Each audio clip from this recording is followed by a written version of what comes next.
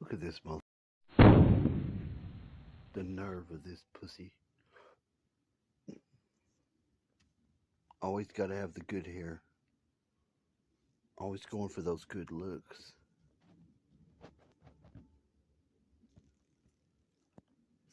He knows what's going on because he knows his homies out here. What's up, homie? What are you doing? My homie likes to hang out with me because we ride. We ride and die. We ride or die around here, bitches. You hear me, you motherfuckers? You sons of bitches. We ride and die. We riding and dying at the same time.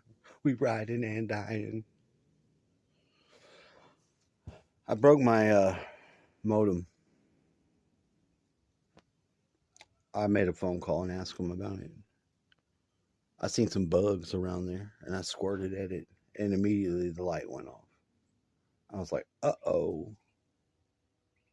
I wanted to get good coverage, and I did. So what I'm going to have to do is I'm going to have to go with my story. I tell y'all, people don't lie. But the lady looked up the thing, and she says, it looks like it was off all yesterday after 6 o'clock. I was like, no, it was on. I don't know what that's about. I was like, you could be wrong. I said, it's off now, though. I said, I had a problem with a power strip, which I did. I did have a problem with the problem with the power strip was that the bugs moved into it.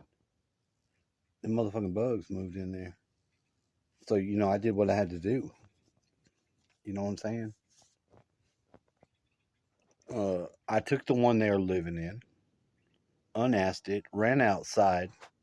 They start spewing out of it like it's fucking like the gates of hell open as soon as I unplug it. There's one on there now, just standing there at the top looking like, what's going on? This isn't where I was at. Just standing there. Yeah, he is. You got a lot of fucking nerve, buddy. I hope you got poisoned, sucker. I don't see any movement. And I don't want to.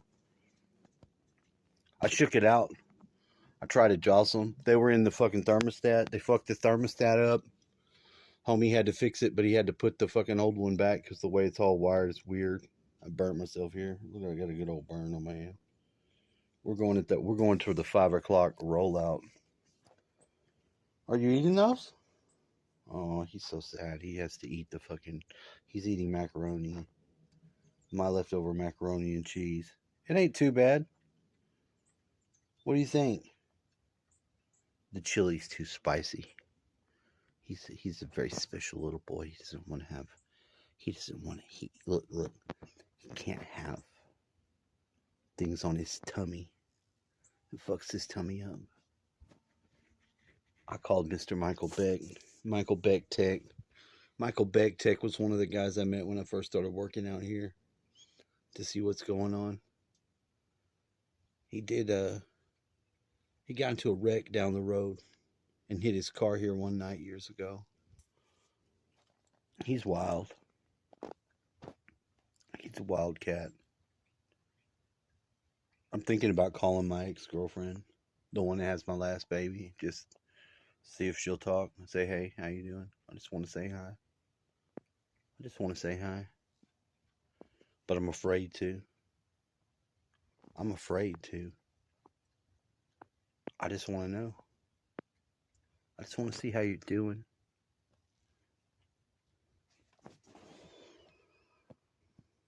I really did. I was in love with that girl. I really was. I thought what I was doing was the right thing to do during that time. And I just got I got hit with too many things I didn't know how to deal with. I was very worried about the child because of the way it is in this town. Everybody in this town gets their kids taken away. And I got real scared of that. I didn't want that to happen to her. I know that she doesn't know that or understand that, but The fuck is that? What's the fuck's going on? What is that? We got a lightning bug over there? Throwing arcs and shit? Did you hear that? Fucking lightning bug is fucking shocking and shit. The fucking bugs got tasers and stuff. Oh, that might have been a bug. Maybe they're arcing. Oh, it's a woodpecker. A roadrunner. Oh. What's up, roadrunner? I've caught the roadrunner one time. On this porch. I can show the picture. What's up, bird? Oh, let's get a catcher of it before it takes off. Yeah, I was in love. I really was. Such a fucking smoking hot chick. Beautiful. Just mean. You know? Mean and like, we would go and work and she would just be so mean in front of like the other person. And I can't stand that. Because I can't do that to someone else. It makes me feel like shit. You're trying to talk shit to me to make yourself feel good. I don't know what was the deal. And it got me mad. But I would leave. I'd been learned at that point in time that the best thing to do in a situation like that is get away.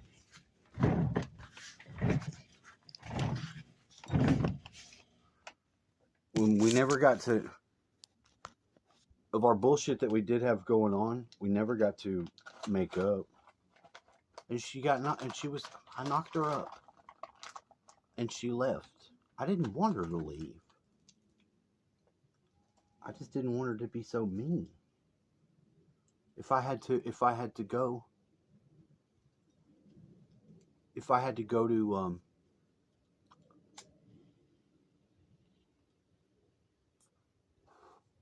work with her,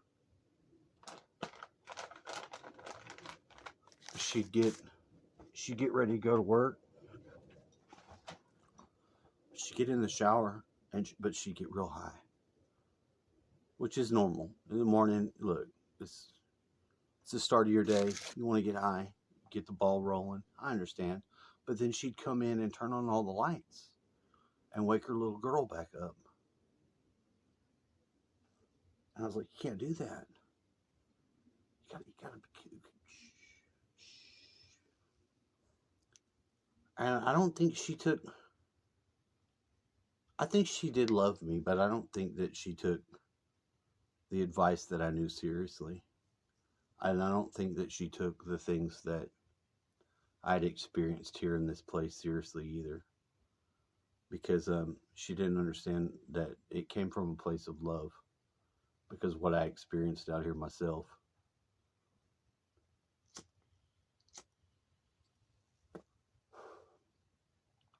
This place, I swear to God, if you have any problems with your kids, they drug test the kids and then they say they're on meth. Kids. 2-year-olds, 10-year-olds, 10-month-old kids don't do meth. You know, then they want to act like, your body put it on them, or, you let them do meth. You have so much of it that they're just into it. So they could really wreck your life, and I was worried about it. But I loved her. I did. And I thought if I didn't fall for just trying to get booty and what I wanted, that it would work out right. And I made a mistake. Wasn't meant to be. But I don't like not being able to be friends or communicate with her. It breaks my heart. To have somebody that I really cared about that much, that meant that much to me. And then, for them to think, whatever they needed to think to go and have the child alone, that just really upsets me because I wish I could have been there.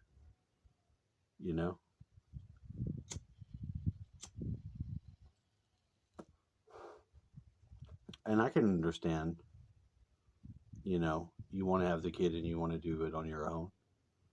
Now that you feel that you're all alone. I mean, she's not alone now. Obviously, she's got a boyfriend. She's probably married. But I mean, fuck. I'll never want to not be friends with somebody that I cared about like that. That I loved. you know, that I really feel head over heels over at the time.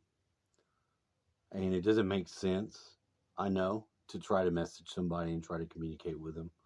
But I think if you try to let them know that, hey, you do care and you're open, you fucking motherfucker. What an asshole thing to do while I'm making this video. Land on my face. What a dick. Are you kidding me? Fuck you, fly. Maybe I'll send her this video. I don't know. I'm afraid to call her because I don't want to interrupt her life, but I would like to know she's doing okay. She has a fucking kid of mine. You know? I never wanted to raise kids and have nothing to do with them at all. Or be an unknown dad. I don't want to not be known. You can have a family, you can have my child. But don't hide him. Don't hide him from his dad, that he actually has a dad. Don't do that to a kid. And I know that it's not easy.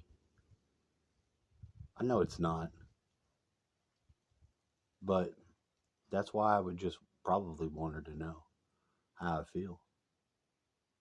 Because I've done well opening to my feelings and not hiding from them or not letting them make me feel vulnerable. Just letting them be. And I know that not everybody's had that opportunity. I don't think she had that opportunity.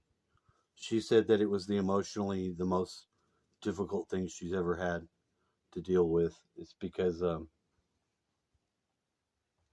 we both got a challenge out of it.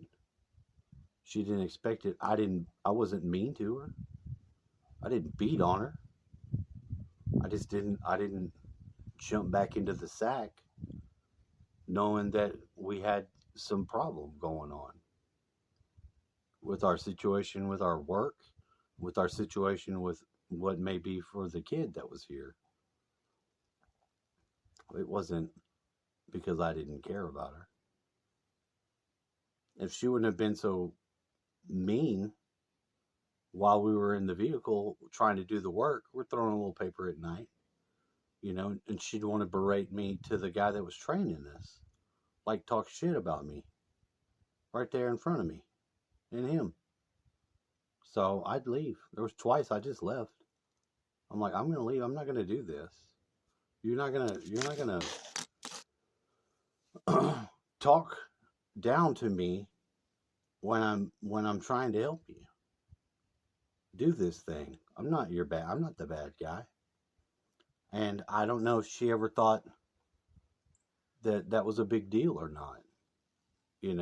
Maybe she didn't know that she did that. Maybe she didn't know that was a big deal. I don't talk to people like they're a piece of shit or I'm better than them in public to someone else. That was very hurtful to have somebody doing that supposedly loves you, and then they love you just fine when I don't see the necessity in that. I don't. That doesn't mean I don't care about her. I do. So I don't know. I guess we'll see what happens. I'll probably send her this. Tell her happy Halloween. Beautiful girl. Beautiful child. Would like him to know that he has a dad, but I'm not going to get into his shit or in his life. That's up to her. I can let her have all that say. I just wish she would make the right choice and not, keep his dad from him so that he doesn't know. I have a problem with women doing that. I think that's real fucked up. My grandmother didn't tell me that I had a different grandpa and it burned my ass that she did that before she died. I got a whole nother genetic shit. And you're not going to tell me? No, she wasn't going to tell me because it happened to her when she ran off from my grandpa when she was in the 50s. She ran off with another man and got pregnant with my mom. They said she married him and then divorced and got married again back to her husband. So, that a lot of times people think that part of a part of their life can be shameful, and it's not. It's just human nature to love and, go through those emotions. So I just don't want to be like a dark chapter to somebody when it was a beautiful moment in my life. I just wish I could have done it a little differently, you know? Never know until you try.